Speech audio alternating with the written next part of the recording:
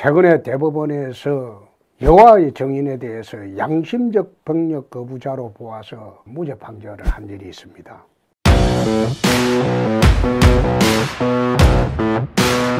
나는 이 판결을 보고 그럼 군대에 갔다 온 사람은 전부 비양심적인 사람이냐 이런 생각을 한번 해봤습니다. 정확히 말하면 양심적 병력 거부가 아닌 종교적 병력 기피입니다.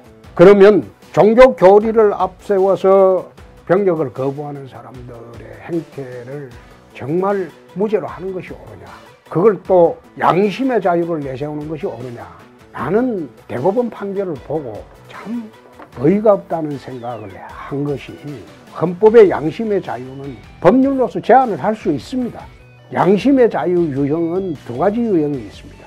내심의 양심의 자유와 그 내심이 외부로 발현이 될 때, 나타날 때 어떻게 제한을 하느냐, 그 문제입니다. 내심의 양심의 자유는 속에 머물고 있기 때문에 절대 제한을 할 수 없습니다. 그러나 밖으로 드러날 때 그것은 국가안전보장, 공공질서, 공공복리, 사회질서를 위해서 제한을 할 수 있다는 게 대한민국 헌법입니다. 왜 그런 논리가 가능하냐? 우리 헌법은 방어적 민주주의를 채택하고 있기 때문입니다.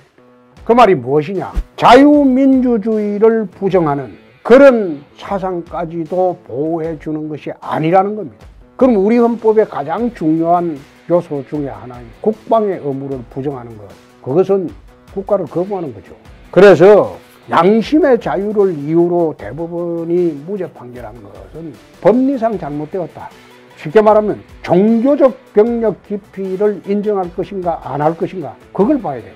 그러면 2004년도 대법원 전원 합의체에서 유죄 선고 이후에 14년 만에 호드사법부가 탄생을 하고 난 뒤에 이 양심의 자유 이유를 들어서 무죄를 선고했습니다. 그리고 지금 많은 사람들에 대해서 검찰에서 대법원 판결 취지에 따라서 석방을 하고 있습니다.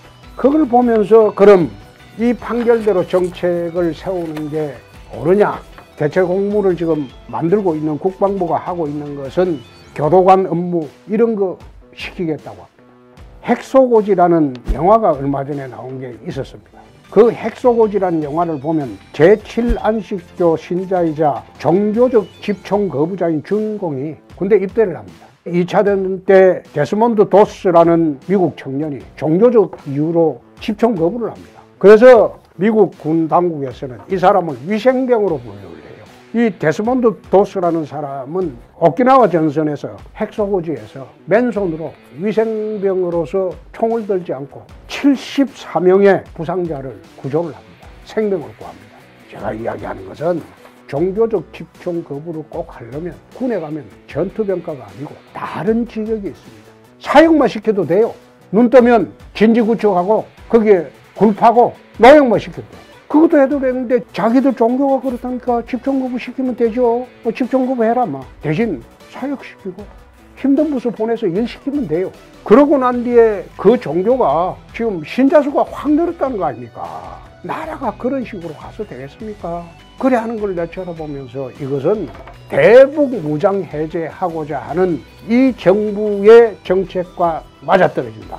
군 전력화 약화시키고 대북 무장을 해제시키고 그렇게 해서 어떤 식으로든 북한을 이롭게 할 수밖에 없는 그런 결과를 가져오는 이런 판결은 나는 납득을 하기 어렵다.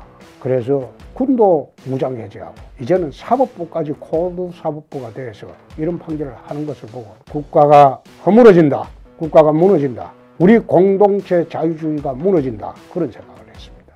참 유감스러운 판결입니다. 최근에 전방 7사단장 철조망을 액자로 만들어서 민주당 의원들에게 선물을 했다.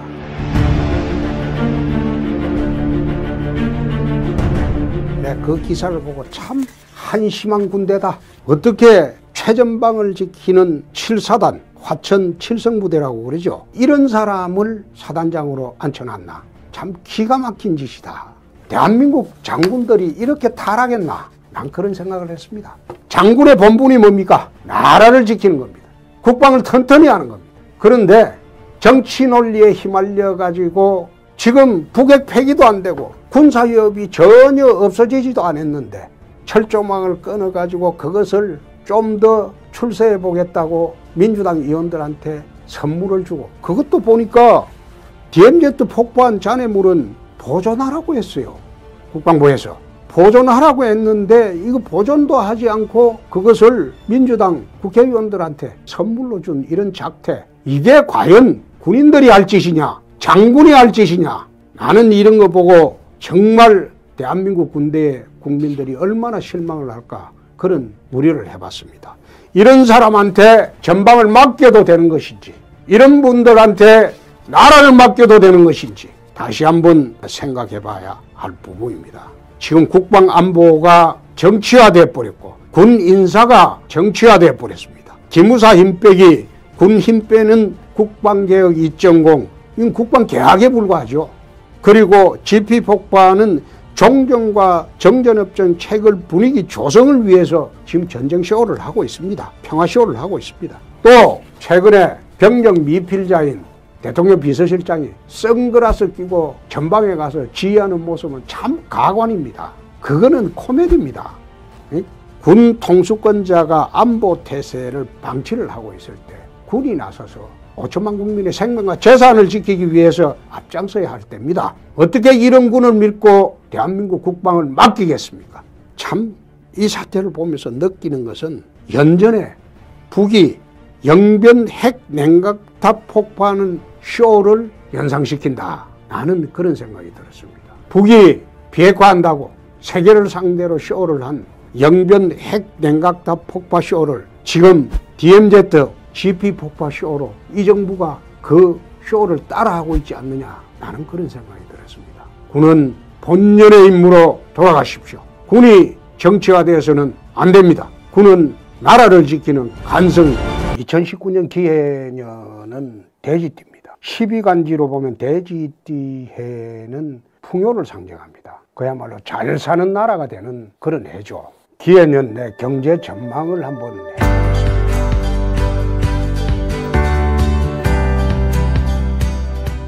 소득주도 성장뿐만 아니라 좌파 경제정책으로 인해서 서민은 더욱 피폐해지고 나라는 더 어려워질 것으로 저는 전망을 합니다. 통계로 지금 정부는 국민을 현혹하려고 통계청장까지 바꾸어가지고 통계를 조작하고 있지만 국민 살림은 국민이 피부로 지금 느끼고 있습니다. 경제는 경제 주체의 심리가 좌우가 되는데 경제 주체들이 가계, 그리고 기업, 소상공인, 중소기업, 대기업 모든 경제 주체들이 새 경제를 비관을 하고 있습니다. 왜 비관을 하고 있느냐? 그거는 이 정부의 좌파 경제 정책 때문입니다.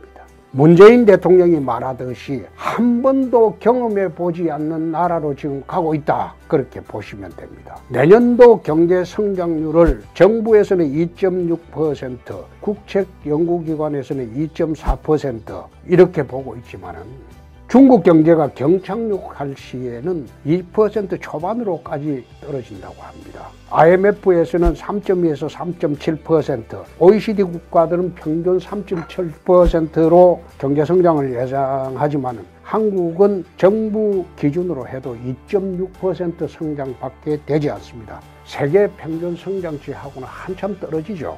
그러나 나는 더 비관적으로 봅니다. 유일한 반도체마저도 한곡선을 그리고 있기 때문에 오히려 문재인 정부 하에서 이젠 마이너스 성장으로 가는 그런 출발하는 해가 되지 않느냐, 그런 생각을 하게 됩니다. 정부는 부자가 되고 개인은 가난해지는 그런 한 해가 될 것으로 봅니다. 부자 정부가 될 수밖에 없는 게 지금 모든 방면에 세금을 올리고 있습니다. 부동산도 올리고 세금의 과표를 올려서 국민 쥐어짜기 정책을 지금 들어갔습니다. 가렴주구라는 말이 있습니다. 정부가 또는 왕조가 망할 때 가렴주구 때문에 망하는 것은 밀락이 일어나기 때문입니다. 우리나라 경제의 25% 정도 차지하는 자영업자 같은 경우는 밀란 수준에까지 와 있습니다. 오로지 그것을 모르는 사람은 문재인 정부밖에 없습니다. 개인은 더욱더 가난해지고 있습니다. 이제는 금리도 인상이 됐고 개인의 부채가 더 늘어날 겁니다. 우리가 보통 이걸 현재 경제 수치에 대입해 보면 소득은 3% 증가하는 데 비해서 세금은 8%로 증가를 하고 부채는 6%로 증가하는 것으로 정리를 할 수 있습니다. 결국 가렴주구로 정부는 부자가 되는, 개인은 가난해지는 거죠. 그러면 이 가난해진 개인을 어떻게 구휼을 하려고 하느냐? 말하자면 베네수엘라식으로 하자는 겁니다. 세금을 모아가지고 가난한 사람한테 그냥 나눠주자. 말하자면 무상복지를 확대하자는 겁니다. 그것은 베네수엘라에서 하는 이전 소득이 근로소득을 초과하는 형태의 나라가 되어간다. 그 이야기입니다. 이전 소득이 근로소득을 초과한다는 뜻은 뭔가 하면 일해서 버는 돈보다 정부 지원에 의존해서 살아가는 그런 계층이 훨씬 많아진다. 그 뜻입니다. 그것은 하향 평준화를 뜻하는 사회주의식 경제정책이죠. 망한 베네수엘라로 가고 있다. 또 정말로 줄여야 할 자리는 공공기관의 공무원들 수인데 공무원 수만 늘리고 좋은 일자리는 다 줄어들고 있다. 그렇게 되면 망한 그리스로 갑니다. 그래서 공무원 수를 줄이고 기업을 구조조정하고 강성노조를 제압하고 자유시장 경제를 회복하지 않고서는 새 경제가 살아나지 않는다. 대통령의 결단을 촉구합니다.